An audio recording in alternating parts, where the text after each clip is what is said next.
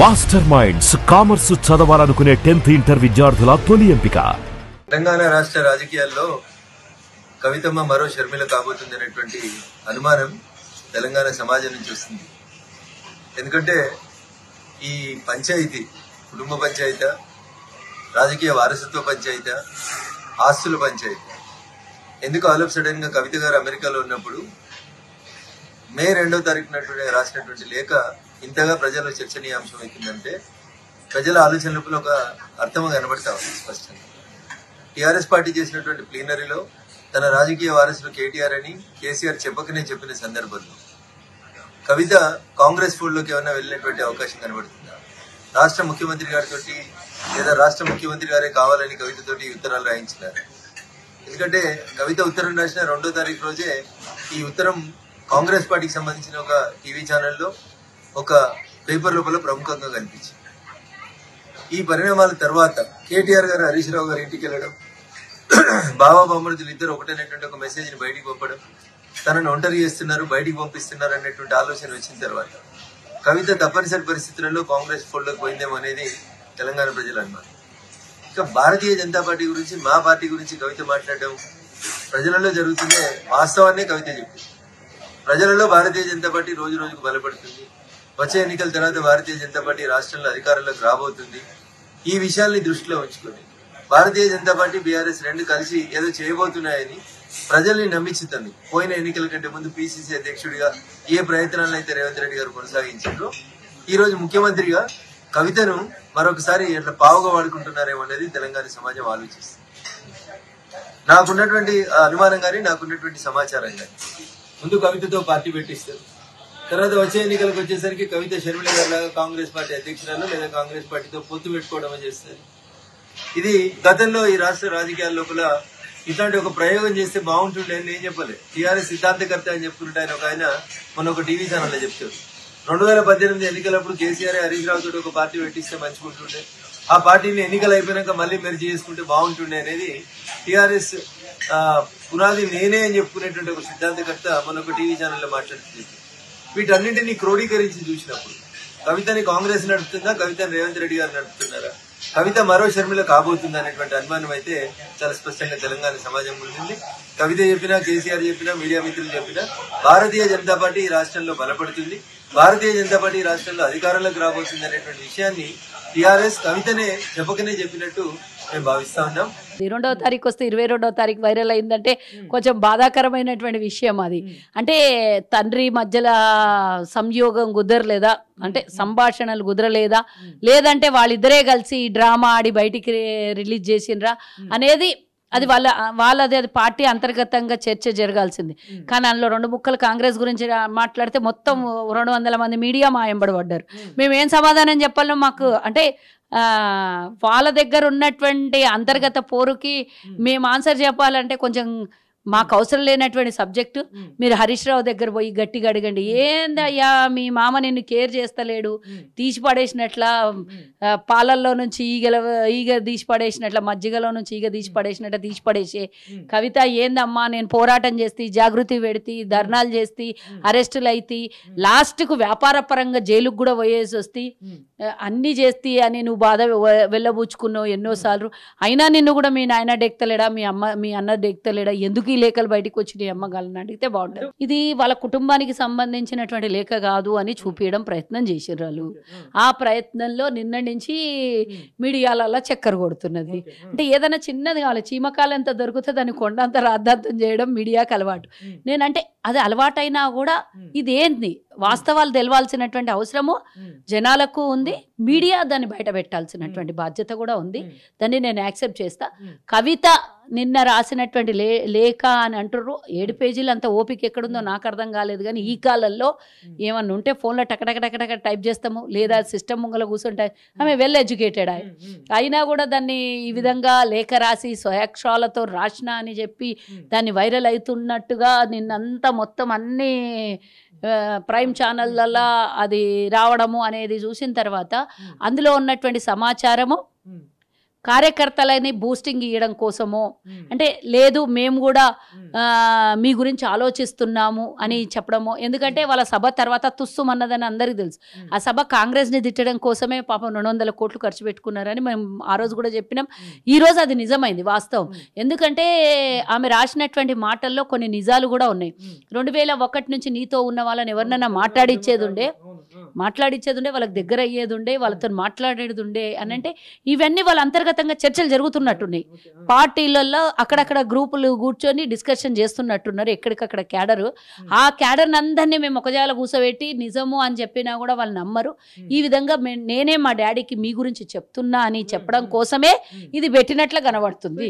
ఒకటి ఏంటంటే పార్టీని గట్టిగా పట్టుకొని ఉండాలి, ఎక్కడికక్కడ ఎవడన్నా పోగలడని భయంతో ఇది రిలీజ్ చేసినట్లు కనబడుతుంది. రెండవది వస్తే కొన్ని ఛానల్ పొద్దున్న నుంచి నన్ను అడుగుతారు, 10 మంది ఎమ్మెల్యేలను తీసుకొని కవిత బయటకు వచ్చి వేరే పార్టీ పెడుతుందంటానంటే ఆ తంట కూడా ఉండొచ్చు కేసీఆర్కి. హరీష్ రావు ఏమో నువ్వు టీఆర్ఎస్ నిడిచేసినావు, నేను దాన్ని నువ్వు క్యాన్సిల్ చేసుకున్నావు పార్టీ కాబట్టి నేను టీఆర్ఎస్ని వాపస్ తెచ్చుకుంటా, నేను ఉద్యమకారుణ్ణి అని ఆయన కొట్లాడుతున్నట్టున్నాడు. కొడుకేమో నువ్వు నాకు బీఆర్ఎస్ దత్తత ఇచ్చినావు అని చెప్పి నేను నా పార్టీ ఇది సొంతం నాకే ఇది అని చెప్పి బీఆర్ఎస్ పార్టీని కేటీఆర్ తీసుకున్నట్లు కనబడుతుంది. సరే మీరందరు కలిసి నన్ను దూరం చేస్తున్నారు, ఎంతైనా ఆడపిల్ల అంటే ఆడబుట్టిన పిల్ల అన్నట్ల నేను అవతల బిడ్డను కాబట్టి నన్ను మీరు దూరం చేస్తున్నారేమో, నేను జాగృతి పేరు మీద ఒక పార్టీని పెట్టుకుంటా అని చెప్పి ఆమె ఒక రకంగా క్రియేట్ చేస్తుందో. ఏది ఏమైనా వాస్తవానికి వాళ్ళ కుటుంబంలో ఏదో అలజడి అయితే జరుగుతుంది.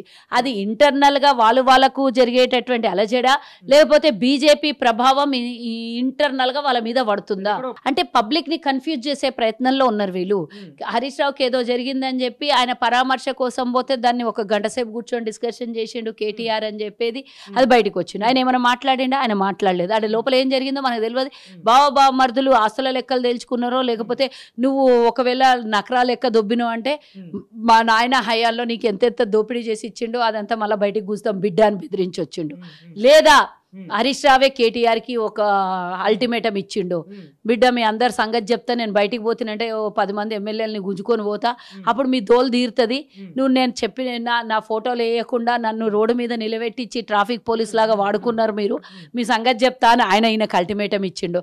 లేకపోతే ఆస్తిలో వాటాలో భాగంగా పంపకాలలో భాగంగా కవిత అలిగిందో.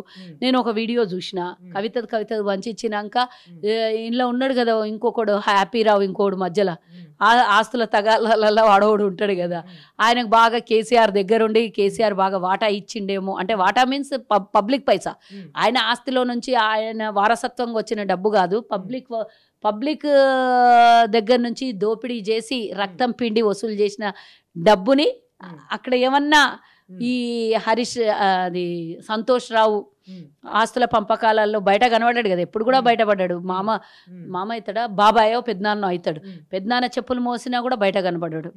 సో ఏది ఏమైనా కూడా వాళ్ళకున్నటువంటి లోపల అంతర్గతంగా జరుగుతున్నది ఏదో ఒకటి చిలికి గాలివాన అయ్యేటట్టయితే కనబడుతుంది. అది గాలివాన దేనికోసము అనేది రాబోయే కాలంలో వేచి చూడాలి.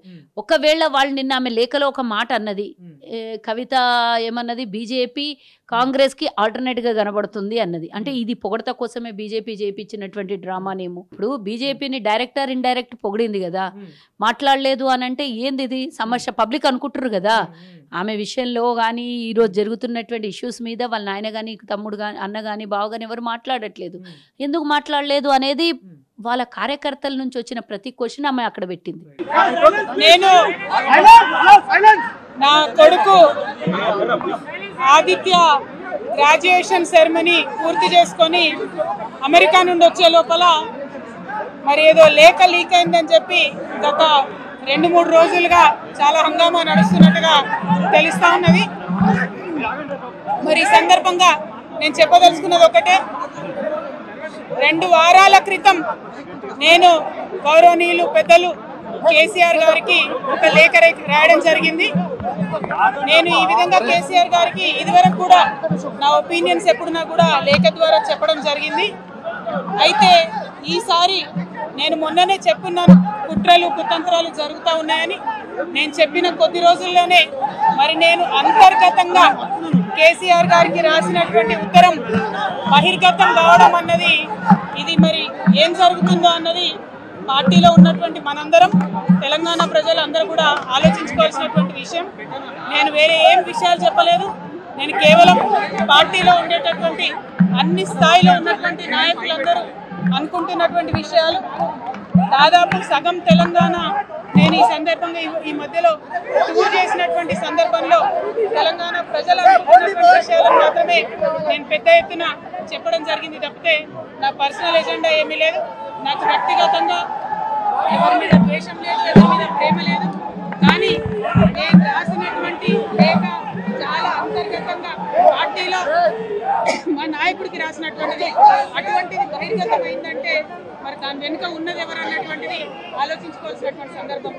I have return to my father Shri KCR garu feedback which I got from every stature of the leader from our party and from Telangana people broadly 2 weeks back. I've always written to my father at various stages. Whenever I needed to give him any feedback, I've always written to him. But this time it got out. I believe it is the handiwork of some of the cohorts in the party, and the party should decide how to deal with them. I have not written anything negative against KCR garu or the party. To strengthen the party, and to work for the people of Telangana. Feedback mechanism is necessary, and that is what I have done. Thank you. Jai Telangana.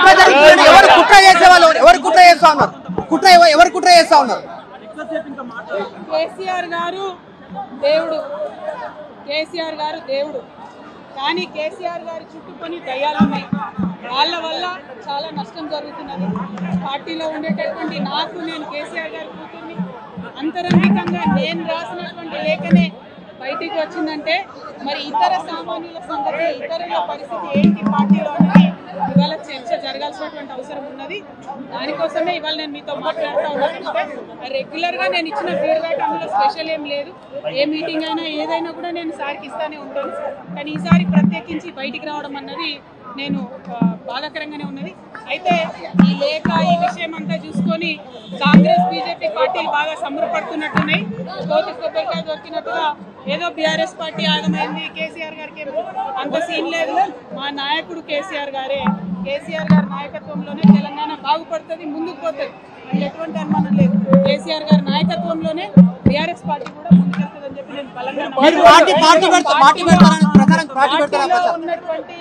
పార్టీలో ఉన్నటువంటి చిన్న చిన్న లోపాలను discuss చేసుకొని సవరించుకొని కోవట్లను పక్కకు జరుపుకుంటూ ముందుకు పోతే పార్టీ 10 కాలాల పాటు చల్లగుంటుంది అనేటువంటి నా భావన. బీజేపీ కానీ కాంగ్రెస్ కానీ తెలంగాణ ప్రజలకు నిలబెట్టింది ఏమీ లేదు. 2 పార్టీలు కూడా తెలంగాణను ఫెయిల్ చేసినాయి. ఆ 2 పార్టీలకు కూడా ఆల్టర్నేటివ్ కేసీఆర్ గారి నాయకత్వమే. ఆ కేసీఆర్ గారి నాయకత్వంలోనే తెలంగాణ ముందుకు పోతుందని చెప్పి నేను బలంగా నమ్ముతా ఉన్నాను. Thank you. Master minds commerce చదవాలనుకునే 10th ఇంటర్ విద్యార్థుల తొలి ఎంపిక